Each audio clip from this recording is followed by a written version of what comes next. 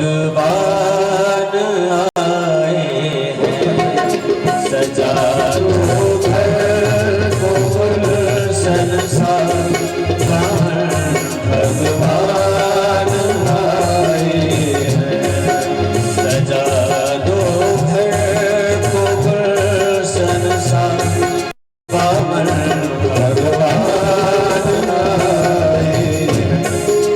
लगे कुटिया भी दुल्हन से, लगे कुटिया भी दुल्हन से, पावन भगवान आए हैं, लगे कुटिया भी दुल्हन से, पावन भगवान आए हैं, सजा दो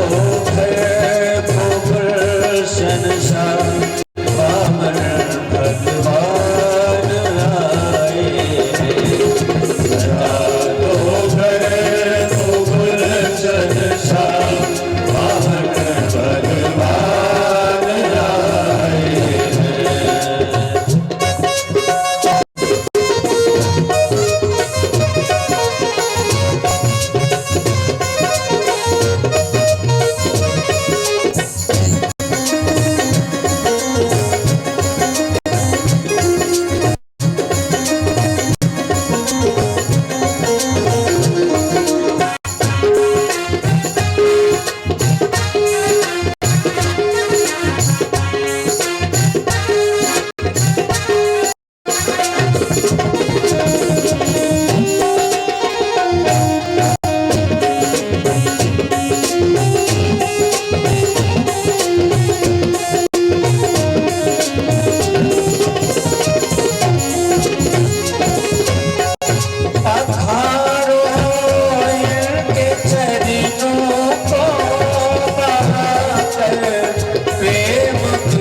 गंगा पधारो इनके चरणों को बहाकर, प्रेम की गंगा पधारो इनके चरणों को बहाकर, प्रेम की गंगा पधारो इनके चरणों को बहाकर।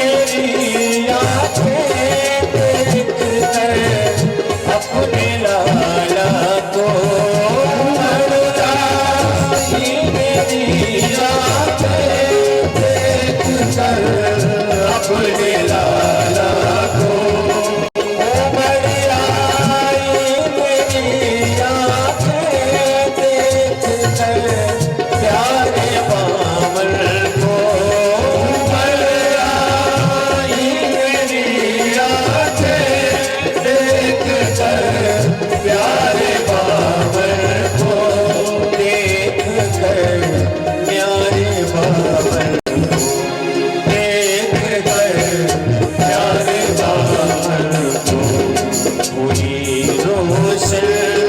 मेरी गलियां हुई रोशन मेरी गलियां हुई रोशन मेरी गलियां हुई रोशन मेरी गलियां बाहर भगवान आए हुई रोशन मेरी गलियां भगवान आए सजा दो घर को गुलशन शाह भगवान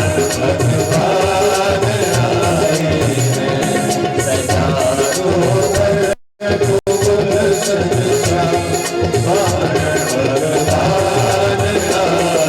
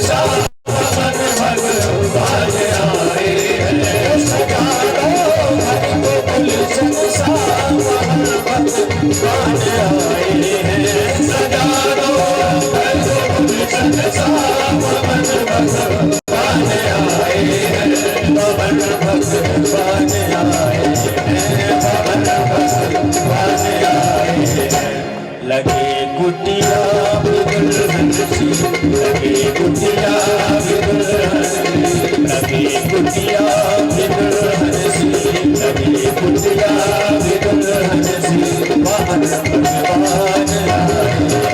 लगी कुटिया भी दुल्हन सी, वाहन भगवान आए। यहाँ जितने भी लोग बैठे हैं सब अपने हृदय को एक घर माने और ऐसा माने कि वामन भगवान हमारे हृदय में आके बैठ जाएं, प्रवेश कर गए हैं। तो सभी लोग स्वागत करते हुए और दोनों हाथ उठा के ताली बजाते हुए सजा दो घर को गुलशन सा, सजा दो घर को गुलशन सा, वामन भगवान आए। सजा दो घर को गुलशन सा, सजा दो घर को गुलशन सा, वामन भगवान आए। लगी कुटिया भी दुल्हन सी, लगी कुटिया भी दुल्हन सी, वाहन भगवान आए। सजा दो घर को गुलशन सा, सजा दो घर को गुलशन सा, वाहन भगवान आए। वाहन भगवान आए, वाहन भगवान आए। बोलिए वामन भगवान की जय। राम कृष्ण दो एक हैं, अंतर नहीं निमेष। इनके नयन गंभीर हैं, इनके चपल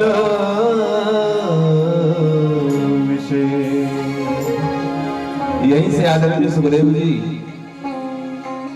नवम स्कंद में प्रवेश करते हुए सूर्यवंश में पहुंचते हैं। सूर्यवंश की उस पावन कथा का विस्तार करने जा रहे हैं।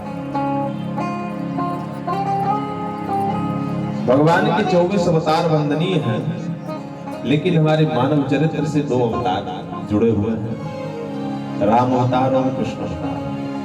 श्री राम जी का अवतार और मेरे कन्हैया का अवतार।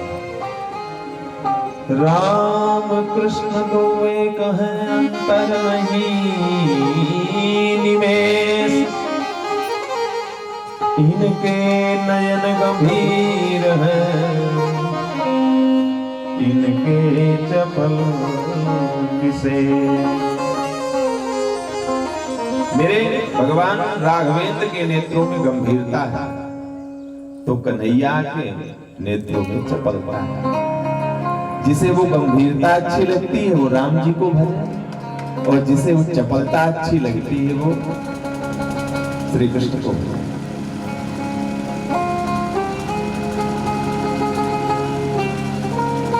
इसलिए आदरणीय सुखदेव जी कहते हैं कि राजा प्रभु राम जी ने जो जीवन में किया वो करो, राम जी के किए हुए को करो और भगवान श्री कृष्ण के कहे हुए को करो। यही है मानव का सबसे बड़ा धर्म।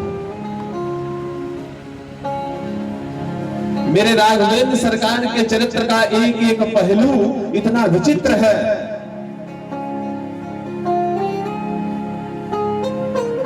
महाराज परीक्षित गुरुदेव से कहते हैं, गुरुदेव मुझे राम कथा सुनाइए।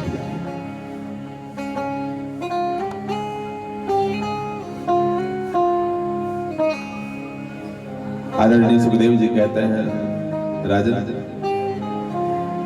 राम कथा का बड़ा विस्तार है।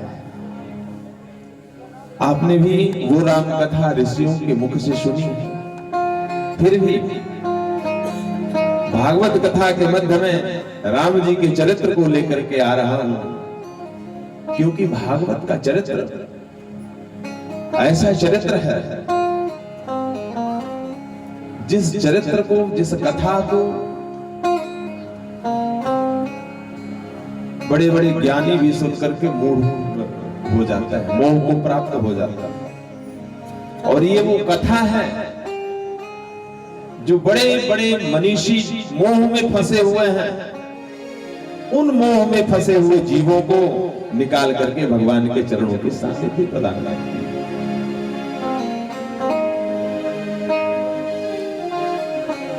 राघवेंद्र सरकार का जिस पवित्र वंश में अवतार हुआ उसे सूर्य वंश कहता है। ये कहां से चला?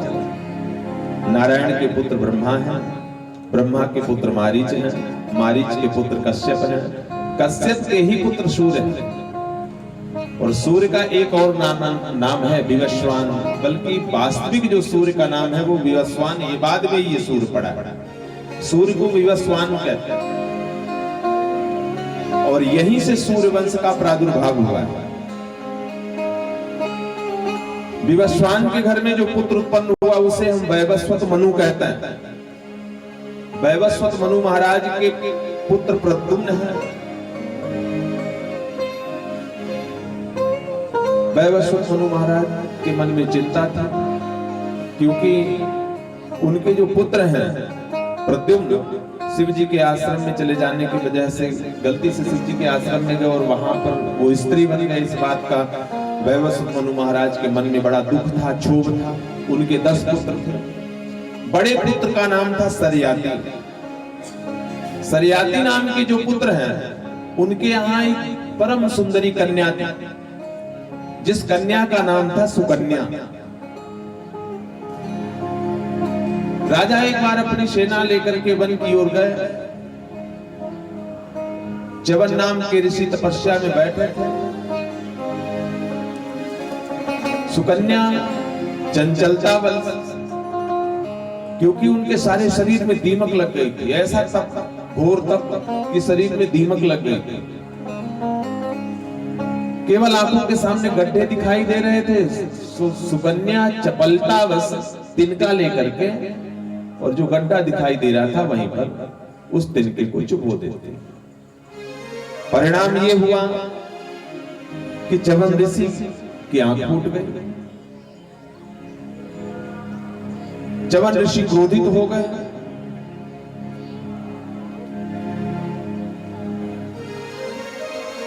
और उस क्रोध से सारी सेना भयभीत हुई। राजा सरयाती भी भयभीत हो गए कि अब क्या होगा। और परिणाम ये हुआ, च्यवन ऋषि अंधे हो गए थे। इच्छा न होते हुए भी अपनी पुत्री सुकन्या का पाणी ग्रहण च्यवन ऋषि के साथ महाराज सरयाती को करना पड़ा। सुकन्या ने अपने पति की बहुत सेवा की। इन्हीं के नाम से वो च्यवनप्राश चलता है ना, जो खाता है च्यवनप्राश। बहुत योगी ऋषि थे।